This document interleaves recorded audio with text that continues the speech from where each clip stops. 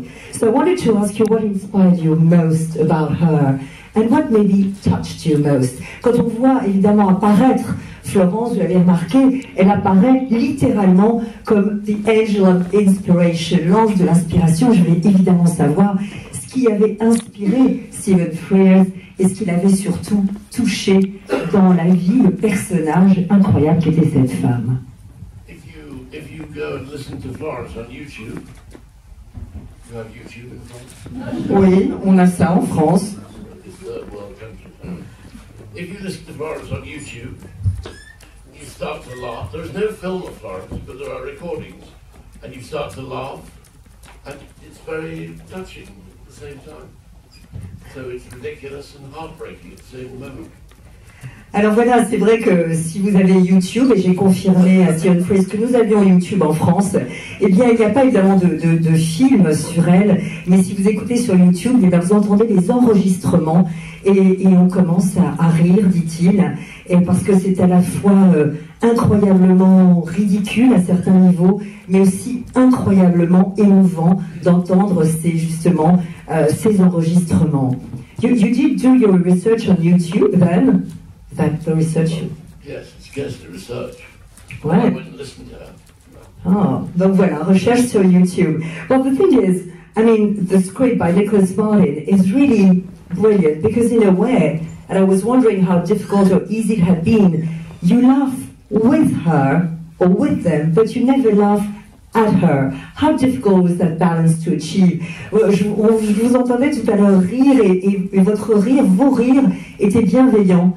Et je trouvais que par rapport au scénario de Nicholas Martin, eh bien, on riait avec elle, avec eux d'ailleurs, mais on ne riait jamais d'elle, on ne se moquait pas d'elle. Et je voulais savoir à quel point cet équilibre avait été délicat pour lui. Well, Meryl was very concerned that we shouldn't laugh at her. So maybe you should give most of the credit for that to Meryl. But it was always very interesting. The script was very, very good, and it was always balanced between comedy and tragedy. Alors c'est vrai que ça c'est vraiment grâce à Meryl justement qui était très inquiète avant le tournage qu'on justement se moque de Florence. Donc c'est surtout grâce à elle et pas seulement grâce à moi qu'on ne se moque pas d'elle. Mais vous savez le scénario était très bon. Il y avait toujours un équilibre très fin entre justement la comédie et aussi la tragédie évidemment qui était aussi sa vie. N'oubliez pas cette rencontre, elle est pour vous. Si vous avez des questions, c'est quand vous voulez. Un micro passe, circule. Sinon, nous, on en a plein. Question tout de suite ou on continue? All right, a bit here you are. Allez-y. En français? Bien sûr, en français. Ou en anglais, comme vous voulez. Sorry. Les acteurs qu'il choisit toujours pour ses films, pour des premiers rôles, sont toujours souvent des acteurs peut-être ou un peu âgés, ou des femmes, qui ne fait pas vendre obligatoirement à Hollywood, et je voulais savoir si c'était voulu ou si c'était juste un accompagnement selon ses choix, ou si c'était vraiment revendicatif. Well, most of your leading ladies in particular are of the older type, so to speak, which is not necessarily commercial today. I mean, is it a conscious choice in a way of sort of, go for it and they're still extremely good? I just read scripts and I like some. The ones I like I've been able to make. So it's not calculated at all. Alors voilà, donc il n'y a aucun calcul là-dessus. En fait, à la lecture des scénarios, évidemment, il imagine un acteur ou une actrice, mais il n'y a pas de calcul par rapport à ses choix de casting, en tout cas. Question? Oui, non? Well, I was wondering also, I mean, obviously, as I said, this film really celebrates art, music, but art also. And I was wondering, how much of your voice really we hear when we see that what is the point of art if it's not to be in the pleasure principle, to have pleasure but also to entertain? Is that also how you feel as a director and as an artist? Yes, I make films for the audience more and more. It just seems to me nothing else quite makes sense. So giving pleasure is a large part of it, yes. Alors voilà, je disais qu'un petit peu, c'est un peu sa voix aussi qu'on entendait en tant qu'artiste et réalisateur, puisque toute la vie de Florence, c'est à la fois le plaisir de chanter, mais aussi le plaisir qu'elle communique à son public. Et même oui, pour moi, évidemment, le plaisir essentiel, c'est le plaisir que je donne à mon public, et de plus en plus, les films que je fais ne sont que dans ce but-là. C'est vraiment de donner du plaisir. C'est le but de tout réalisateur pour moi. Question. Mais... Wake up! Oh, over there! Brave man over there. Hold on. Yes. Comment s'était composé le couple Meryl Streep et Hugh Grant à quel moment de la production? À quel moment le couple Meryl Streep? Yeah, when did you decide on the duo on screen, Meryl Streep, Hugh Grant? But immediately. Well, I mean, I said, who do you want to play the part? And they said Meryl, and I said, well, that's okay with me. And then I suggested Hugh. It wasn't very difficult. Alors voilà, donc on lui a dit, voilà, à qui tu penses comme actrice, pourquoi pas Meryl, évidemment il a dit tout de suite ok, et en fait c'est lui qui a suggéré Hugh Grant. Why did you suggest Hugh Grant actually? Because he's brilliant. He is, but don't you feel he's been underused, so to speak? Moi je suis tout à fait d'accord, je sais pas vous ce que vous en pensez, mais Hugh Grant, franchement, he steals the show almost, I must say. I think he's amazing. Well, he's been underused by me because I've never made a film with him. Oui, en fait, c'est aussi moi qui l'ai sous-utilisé en quelque sorte, puisque je ne lui avais jamais demandé de jouer dans un film.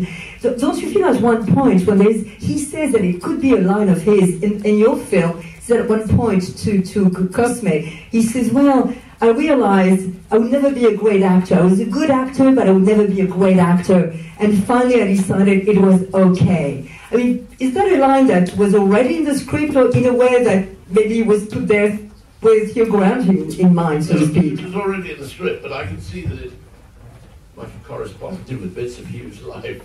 I don't know a lot about Hugh's life. I mean, I've always thought he was brilliant, so I've never had any difficulties.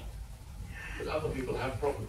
Alors voilà, c'est vrai qu'il y a cette phrase effectivement dans le film, ou même quand il parle à Cosme, il dit, moi j'ai jamais été un acteur génial, je l'ai compris assez vite que j'étais un bon acteur, donc c'est ok, j'ai mis ça de côté, et c'est une phrase, je trouvais qu'il pouvait effectivement avoir été mise presque dans le scénario pour Hugh Grant. Il dit non, cette phrase était déjà dans le scénario, mais c'est vrai qu'en lisant le scénario, je me suis bien imaginé que ça pouvait être une phrase qu'aurait pu dire Hugh Grant. Parce que je ne connais pas grand-chose à sa vie, mais je trouvais qu'il avait toujours été brillant et que ça lui correspondait finalement assez bien. Question? Oui?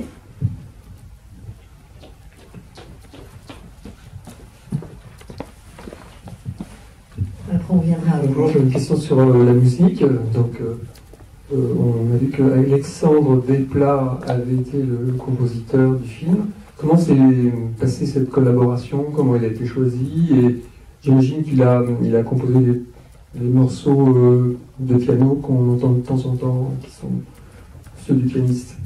Well, obviously, you chose Alexandre Desplat for the music, and brilliant, of course. I mean, how did the collaboration go? And did he actually compose some of the music pieces we hear sometimes the pianist, for instance, playing? No, Chopin.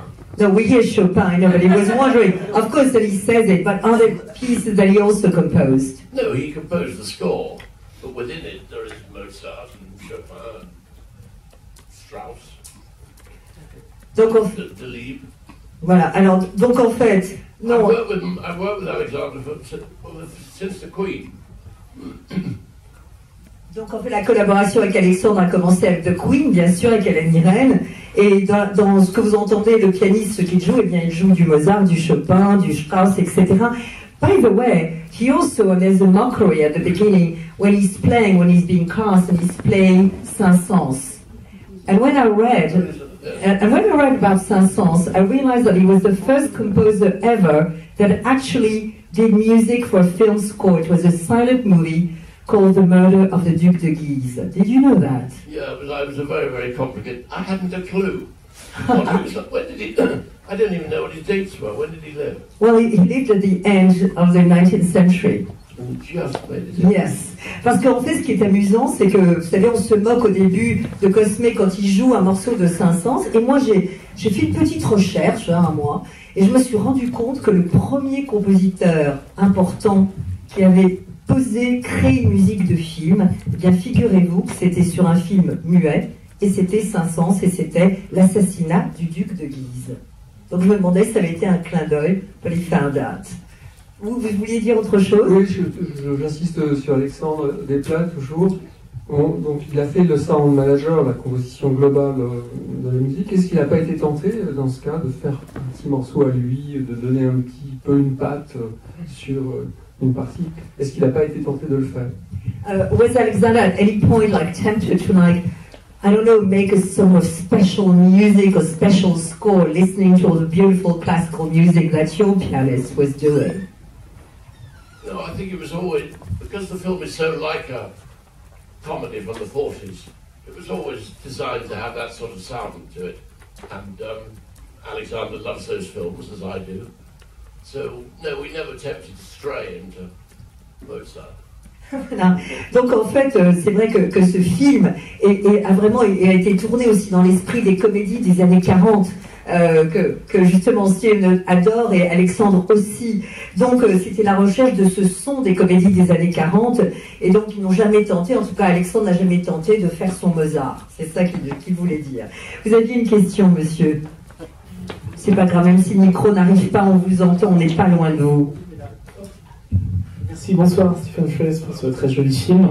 On vous avait quitté il y a quelques temps avec The Program, votre film sur Lance Armstrong, et on a vraiment l'impression d'être face à deux films jumeaux. En effet, les deux films reposent sur un mensonge, sur la crédulité et sur un jeu de dupes. Pour vous, au fond, en quoi on pourrait rapprocher Florence Foster Jenkins et Lance Armstrong? Okay. Well, the general thing is that in a way the program could be a twin film to this one, because it's all based on a lie. It's a play of fools, so to speak. There's credulity. And would you say that there's some maybe subterranean link between Florence and Lance Armstrong? Yes, of course, but I don't think it was deliberate on my part. I think it was innocent and unconscious. But clearly they have many of the same things going through them both. Such as? Well, dishonesty, deception, illusion. Alors voilà, donc bien sûr, vous avez raison. En fait, au départ, je m'en ai pas rendu compte. Ce n'était pas voulu, c'était inconscient. Mais en réalité, effectivement, ils ont des choses en commun.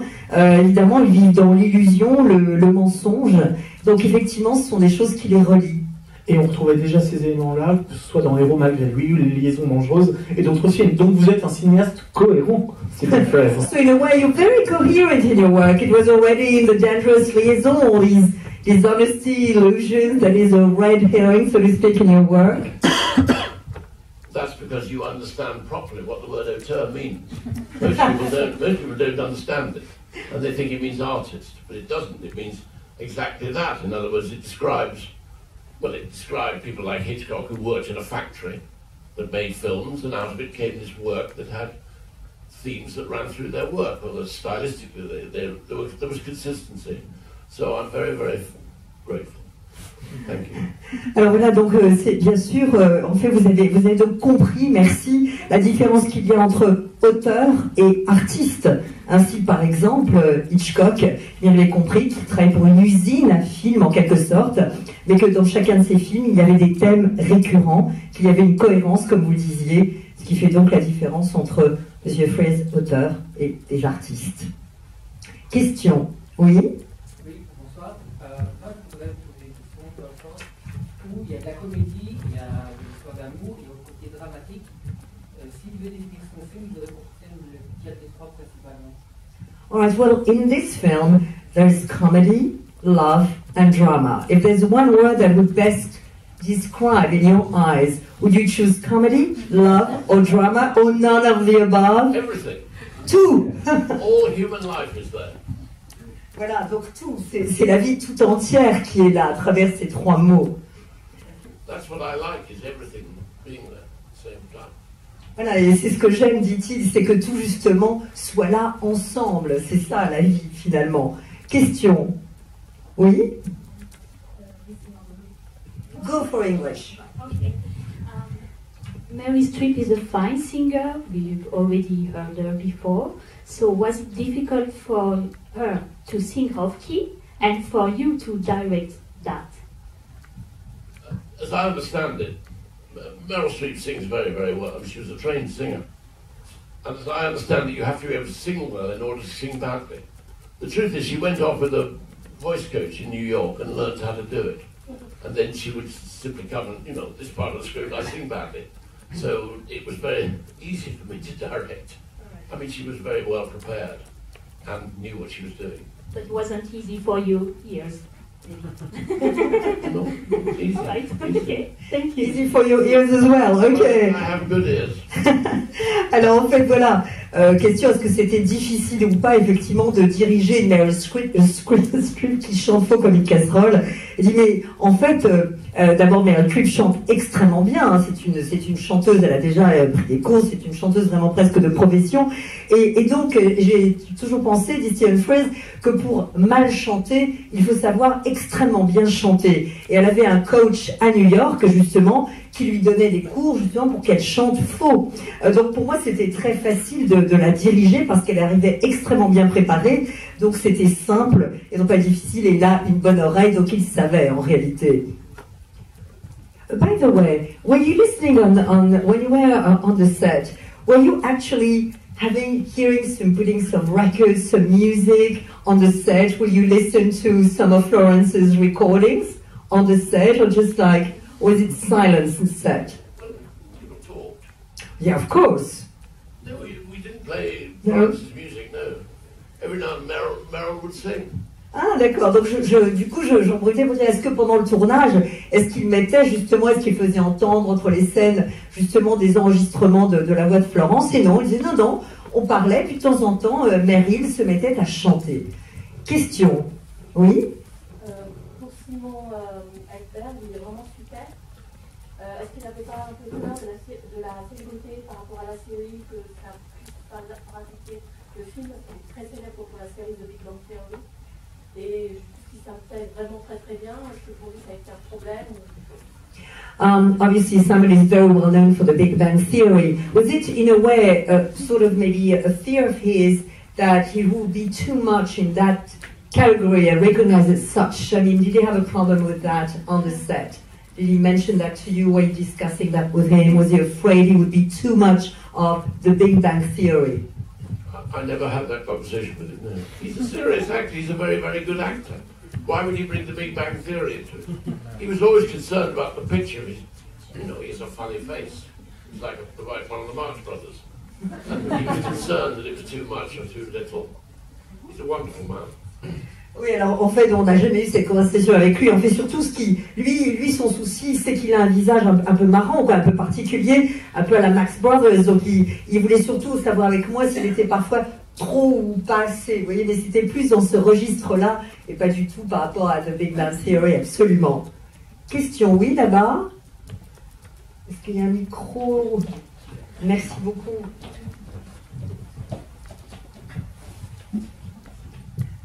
Bonsoir. En France, il y a un an, nous avons découvert un film inspiré de cette personne-là, Florence Foster Jenkins.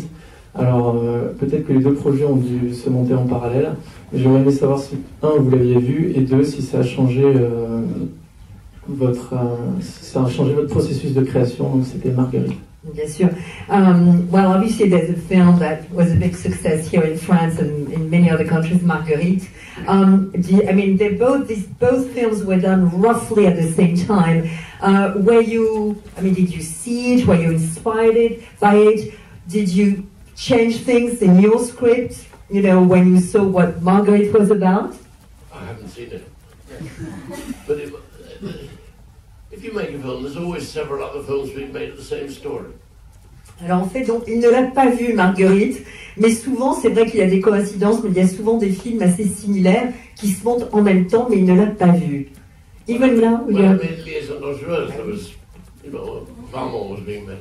C'est vrai, et c'est vrai qu'au moment où il faisait les liaisons dangereuses, et bien au même moment, Miloš Forman faisait Valmont. Donc c'est un exemple justement de projets parallèles qui, comme ça, sont dans l'air du temps. Question? Well, I have a question too, because I was really struck by the beauty, really, of the relationship that you established between Florence and the character husband played by Hugh Grant. And especially to me, immediately when you see him taking the wig off, the fake eyelashes, immediately to me, I see love. So I was wondering if for you, it's a love story, what kind of love story it is, or if this love was maybe his character's biggest act as an actor. Voilà, moi j'ai été tout à fait troublée et terriblement touchée dans le personnage de Hugh Grant, au moment où il enlève cette perruque, où il enlève les faux cils. Tout de suite, pour moi, le film a basculé ailleurs, dans une histoire d'amour. Et je voulais savoir si pour Stephen Frears, c'était une histoire d'amour, quel type d'amour. Et aussi pour lui, peut-être que Hugh Grant, eh bien, c'était là son plus beau rôle d'acteur et que ce n'était pas seulement une histoire d'amour. No, I always thought he loved her. But of course life is complicated and relationships are very, very complicated. So he has another girlfriend. A lot of his, you know, when he met Florence, he was an unsuccessful actor. So in a way, of course he used her to build his own self-respect and indeed to get money, but she depended on him. So relationships are very complicated, aren't they? Ouais. Alors c'est vrai que moi j'ai toujours effectivement, pour moi c'est une histoire d'amour, il l'aime, mais vous savez les relations évidemment sont toujours très complexes et comme vous l'avez vu, il avait une autre vie, une autre petite amie, et quand il a rencontré Florence, il ne faut pas oublier que c'était un acteur assez raté en quelque sorte, donc oui bien sûr qu'il l'a utilisé au début Florence, il l'a utilisé pour regagner une sorte d'estime de lui, pour également l'argent évidemment, mais voilà, elle aussi en quelque sorte l'a utilisé, où on a eu besoin, donc c'est cela la complexité aussi de la relation que j'ai voulu montrer. And by the way, she says at one point, there's just one line when she reads the post, and she says, well, I used to also hide some of the bad critics from him. And that I thought was extremely lovely. Oui, je disais d'ailleurs qu'à un moment, il y a juste une petite phrase, mais qui dit beaucoup de choses. Quand elle dit, moi aussi, je cachais les mauvaises critiques, je lui cachais. Donc elle aussi, elle savait que c'était un acteur raté. The whole drama was based on whether he was, you know, whether he was a gold digger, whether he was acting out of self-interest, or whether he loved her. Oui, et d'ailleurs évidemment, toute la tension dramatique, c'est est-ce que c'était effectivement quelqu'un d'intéressé ou bien au contraire quelqu'un qui l'aimait vraiment. So for you, the answer is he loved her. Good, I like that. Oui, on aime bien ça. Oui, question ici. Micro, s'il vous plaît. I'm going to ask my question in English. I was wondering if maybe you experienced yourself a situation where you thought you did something brilliant and then someone or yourself understood that it was completely, it was completely bad. And if you had, All the time. and if you had, how did it influence your movie? Alors voilà, la question évidemment, est-ce que lui-même, justement, il pensait à certains moments avoir fait un film absolument génial et qu'en fait, il n'avait pas du tout été apprécié, voire tué par la critique, et comment est-ce que ça avait éventuellement influencé ses films ou son travail? Et Steven lui dit, toujours, but more specifically. Well, we all feel fortunate. Of course, I mean, it's such a privilege to make films. It's so much pleasure that, of course, you feel any minute now, a policeman is going to come and stop you. Alors c'est vrai que donc toujours, c'est vrai qu'on se sent tous un peu comme des fleurs, c'est-à-dire que c'est un tel privilège que de faire du cinéma, il y a un tel plaisir dans cet acte-là qu'on a toujours peur d'avoir en gros un flic qui va débarquer et qui va dire non, je t'arrête, t'es un menteur. Donc on a toujours ce sentiment. Well, do you feel that? I mean, obviously the critic was the killer in the movie, so to speak. Well, critics generally are killers. Mais voilà, donc voilà, et les critiques en général sont des assassins. Well, critics have been kind to your work too, haven't they? Come on. Well, they have days when they're kind, but they're also killers. Voilà, alors je disais quand même les films de Stephen Frears, c'est vraiment souvent eu de merveilleuses critiques. Vous avez dit oui, mais c'est vrai qu'il y a des jours aussi où ça peut être ils peuvent être terribles et vouloir vous tuer. Question. Oui. Question là-bas, puis nous reviendrons vers vous. Au regard d'un portrait aussi tendre, je voulais savoir quelle était la définition de M. Frears du talent. La définition du talent. Du talent. D'accord. What would be your definition of talent? You're in France. We are intellectuals, you know that? You are intellectuals. I'm from England. The country's soon to leave Europe. I haven't a clue. People are very, very good at things. Hugh is brilliant. Both Hugh and Meryl are absolutely brilliant. They're really talented. Alors voilà. I can't answer your question. Alors je ne peux pas vous répondre, vous êtes des intellectuels, moi je viens d'Angleterre, un pays qui en plus est sur le point de quitter l'Europe, vous imaginez, donc, mais en parlant de Meryl et de Hugh, sont des acteurs extrêmement brillants, donc je ne peux pas répondre à cette question vraiment. Oui. Est-ce que vous diriez que Florence Foster Jenkins avait du talent? Would you say that Florence had talent? Or what talent did she have? Well, for sort of life, and she had a big spirit. I don't know. I don't think she was a very good singer. Voilà, donc elle avait peut-être un talent pour la vie, mais en tout cas, évidemment, elle n'était pas une très bonne chanteuse avant le... And she did a lot for music in New York during the war. Oui, et puis en plus, pendant la guerre, effectivement, elle a fait beaucoup pour la musique, le monde musical, évidemment, pendant la guerre, comme on le voit dans le film, bien sûr. Vous aviez, pardon, une question ici? Moi, c'est l'utilisateur du testament qui se pourrait que vous parlez, si c'était vrai, et surtout, vu la taille, est-ce qu'il aurait fait quelque chose à la personne? Oui, c'est vrai.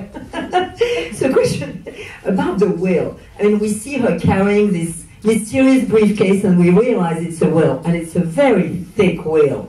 So the question is, I mean, is it, by the way, true that she was carrying that? Is it a true fact? And also, because it's thick, she means that by the end of her life, she was quite poor, because she gave everything away, so to speak. Well, she was about to give it away. It's true that I think she did carry it in a bag, yes. And Bayfield didn't get very much money, so I guess it was among several people. Oui, alors donc c'est effectivement, il pense que c'est vrai, d'ailleurs à la fin, Bayfield n'a pas eu beaucoup d'argent, donc ça doit être vrai qu'elle avait vraiment beaucoup dilapidé pendant sa vie, beaucoup donné pendant sa vie. Question, oui? Donc dans le film, on voit qu'elle tombe malade gravement et qu'elle meurt très peu de temps après le concert. Je voulais savoir si ça faisait partie plutôt de la dramatisation du film pour ajouter de l'émotion, ou si c'était vraiment ce qui s'était passé. Well, in the part of the dramatic of the script itself, or did it happen in real life as well? No, I think she died about 3 months later. Oh, that's fairly quick too. Yeah, but not as quick as us. Voilà. It's Hollywood. Voilà, donc dans oui, voilà, 3 mois après, mais bon, pas aussi rapidement évidemment que dans le film, mais Steve de rajouter en riant, quand même à Hollywood, c'est du cinéma, évidemment. Question? Oui, non? Prochain projet? Ah, what's coming next for you? I'm going to make a film about Queen Victoria. Queen Victoria, late in her life, became very obsessed with an Indian servant. With a what? Indian servant. Really? Yes.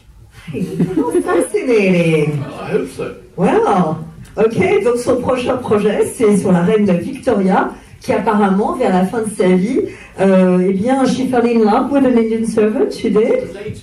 She was 80. She was 80. She was 80 at the time. Donc, à l'âge de 80 ans, elle serait tombée amoureuse d'un de ses serviteurs indiens. What attracts you to that story? Very, very good script. Who wrote it? The English writer who wrote Billy Elliot. Ah, en plus du scénariste de Billy Elliot. Donc, extrêmement bon scénario, visiblement. Et encore une héroïne. And another, you see, gets back to what the lady asked first. You do like older ladies. You do. I mean, actually, it's true. I mean, not that, but I mean, you worked with Judi Dench, with, Meryl Streep now, obviously, with Helen Mirren in The Queen. I mean, it seems also you go more for facts than fiction lately. You prefer real-based stories. Well, I can see that, but to me they're just stories. I didn't really think of them as... I'm not a documentary maker. Yes, I can see... These actresses, these English actresses, well, including Meryl, are very, very interesting. I mean, they're possibly the most interesting actors in England, I guess. Though I'm glad Hugh can't hear me say that. They are very, very interesting. Voilà, donc en fait, voilà, c'est pas une question comme des états d'âge ou quoi que ce soit, mais d'abord, la première chose qui l'intéresse, c'est l'histoire, avant tout. Donc il n'est pas un documentariste, et c'est vrai que ce sont des actrices, en Angleterre, sont probablement les plus grandes actrices qui soient, même si elle n'était pas anglaise, elle fait partie de ces grandes dames du cinéma aujourd'hui. Donc effectivement, c'est avec elle qu'il a envie de travailler. There's one scene, by the way, I don't know why I'm thinking about this scene, but because you mentioned Hugh Grant again. Did you have a ball, like shooting the scene with actually dancing like crazy? This is like a Saturday, I mean, this is a Travolta moment, when he's dancing like a Saturday night moment, when he's dancing like crazy at the party of Catherine Party. Was it interesting for you to choreograph, to film? It wasn't John Travolta, it was Fred Astaire. Ah, c'était Fred Astaire. Voilà, parce que la scène, il y a un moment comme ça extraordinaire, on voit Hugh Grant. Well, for you it was Fred Astaire. For me, I thought Travolta. You see how ignorant I am? Because I'm very, very old. Ah, non, donc voilà, c'était un moment Fred Astaire.